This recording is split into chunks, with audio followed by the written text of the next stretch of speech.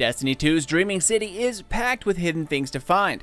As we learned last week, the city is stuck in a perpetual cycle where the curse starts, grows stronger, we then beat it, and it starts back over again. And each time we beat the curse, Savathûn grows stronger. But until her reckoning, there is plenty of loot to be found. If you wish to get the Dreaming City title, Ascendant chests are a big part of it. So let's start this Triumph guide and show you where each of the 10 Ascendant chests are for when the curse is at its weakest.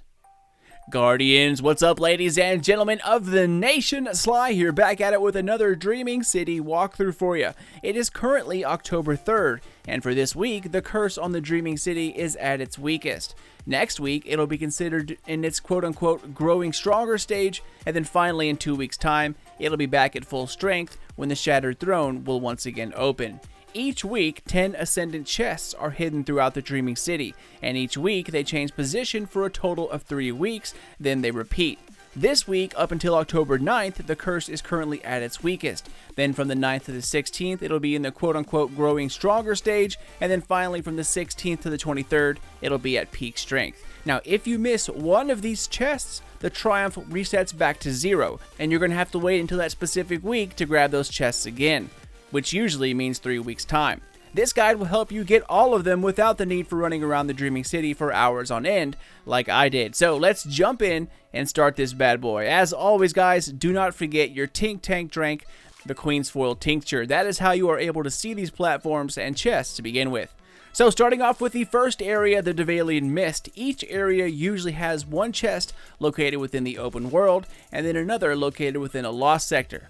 So let's start at the first lost sector, guys, right behind the fast travel spot. It's called the Bay of Drowned Wishes. Head inside, watch out for explodey dudes, and then head towards the 2 rocks with trees growing out the top of them. Coming from the blue barrier where the lost sector boss is located, head towards the rock on the right hand side. Go ahead and jump up, turn around, and about 2 platforms up will be your prize. This is chest number 1. Next, guys, fast travel back to the start area, the Devalian Mist, and then head towards the Blind Well. Make your way to the very first large door, and as soon as you enter this gate, get off of your Sparrow, and right as you're about to enter the second archway, look up and to your left. You'll see a platform start to twinkle above you. Go ahead and jump on up and take your time. This is a fairly long jumping area, and also be careful because enemies can shoot right through these platforms. Because remember, these platforms technically aren't in the real world, they're Ascendant, so they can't stop these bullets.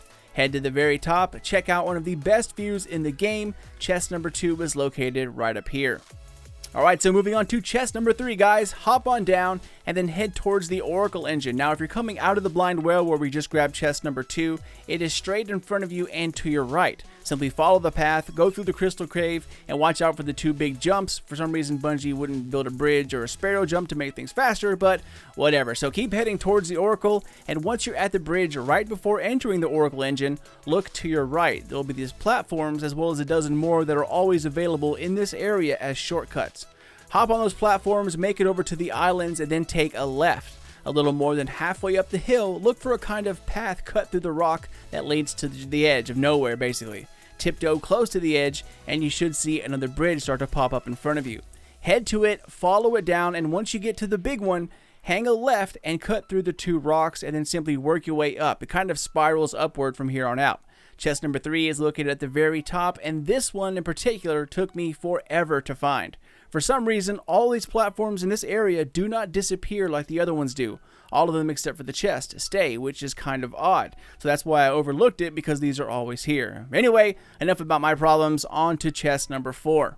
So the next chest is located within the Confluence, guys, so head back to the Oracle Engine and take the shortcut to the Confluence, which is the Taken Portal. What you want to do is jump down from the bridge and follow the path, enter the cave, and the portal will be at the end.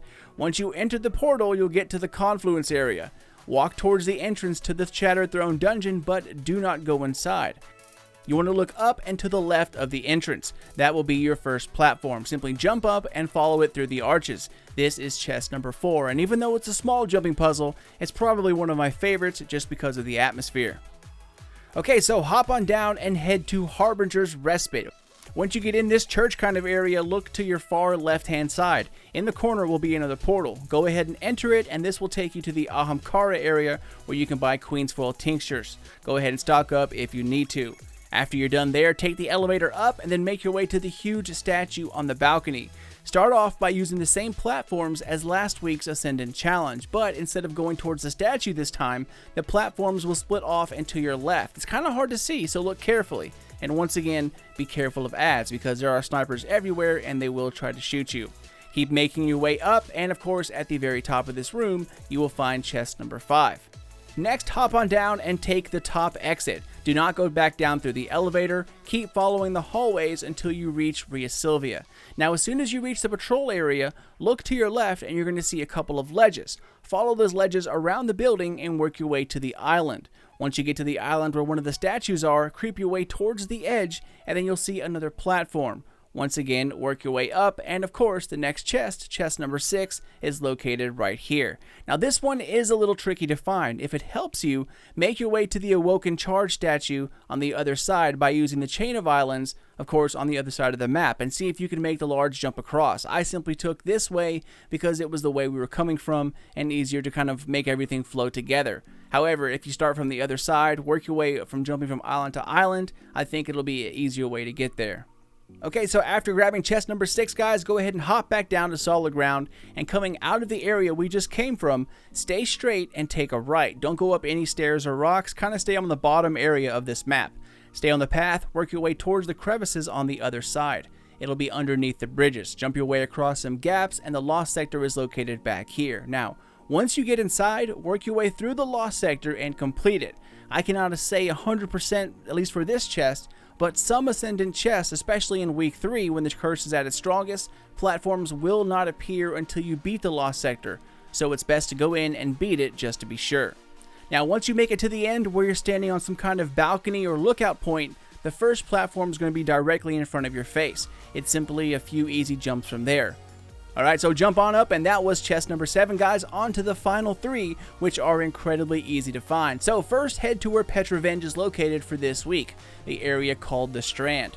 First, walk over to Petra, and then just keep walking straight. Directly behind her, you'll start to see some platforms. Now, most of these are tilted on their sides, so warlocks beware. However, there is an easy way to get to this one. There's a regional chest just on top of these rocks right by the gazebo at the very top. Once you find that regional chest, just keep jumping up on the rocks until you reach the roof. You'll see one of the platforms right above you. Go ahead and jump on it. The chest will be a few platforms over, and then you are done. Pretty simple. Alright, so moving on, the next chest located within the lost sector directly below us. So what you want to do is head on in, make your way, kill the bad boy. Once you grab the loot, go ahead and jump up to the very end. You'll see an area that kind of crosses over the entrance. Do not drop down, guys. What you want to do is hang a right, and at the very end of this ledge, you'll see the next chest. Grab it, smile, off to the final chest for when the curse is at its weakest. So head over to the Gardens of Asila. Hop off of your speeder, kill the Shrieker, Witches, Ogre, depending on what you have, and then hop onto this bridge in the center of the map. Once you're on the bridge looking towards the tree at the end, go about halfway down and look right. You'll see your first platform right in front of you. Jump up, and that's it, my friends. All 10 chests when the curse is at its weakest. Now, you might have seen a few of these from other videos, but it wasn't until a few weeks ago that I realized you had to find all 10 for each week for 3 weeks to earn that special triumph, and that triumph is needed to get the Cursebreaker title. So keep those eyes open, as I'll have a guide for next week's chest when the curse is quote-unquote growing, and then for the 3rd week when the curse is at its peak. I also have a couple of other triumph guides located in my triumph playlist, so if you need to find a couple of hidden bosses, a few hidden chests, keep your eye on the triumph page, as I will be updating it as I go.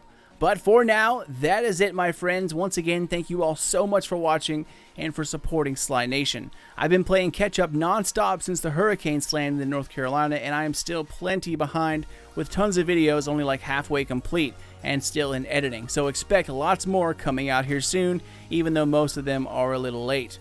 But I'm out, Guardians. Keep being awesome, and if you haven't yet, subscribe for more Destiny 2 Forsaken and Dreaming City guides. Spank the thumbs up, as it really does help, and comment down below as well. Take care, ladies and gents, and keep an eye out for more vids coming out soon. But until then, this is your dude Sly, and I'll catch you guys in the next one.